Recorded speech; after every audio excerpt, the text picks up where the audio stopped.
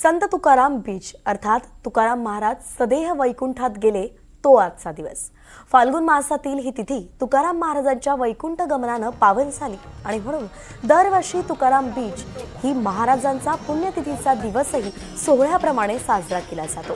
कारण महाराज देहानं गेले तरी परमार्थानं बीज जनात रोवून गेले आणि त्याच पार्श्वभूमीवरती देहूमधील मुख्य मंदिरामध्ये आकर्षक फुलांची सजावट करण्यात आली आहे। मुख्य मंदिरातील प्रवेशद्वाराजवळच हे संत तुकाराम महाराजांचं फुलांमध्ये चित्र रेखाटण्यात आलंय। याच ठिकाणावरून आढावा घेतलाय आमचे प्रतिनिधी सूरज कसबे। पाहूया।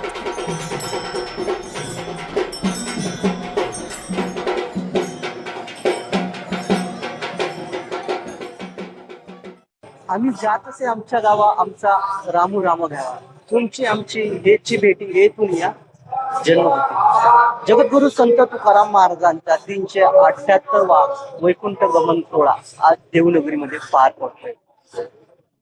महाराष्ट्राच्या कानाकोपऱ्यातून लाखोंच्या संख्येने वारकरी संप्रदायातील भाविक देवनगरीमध्ये दाखल झाले।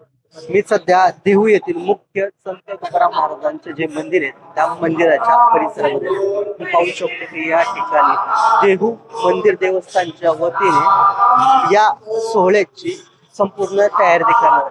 मंदिराचा परिसर जो आहे तो आकर्षकाच्या देशी विदेशी फुलांनी सजवल्याचं पाहायला मिळतंय।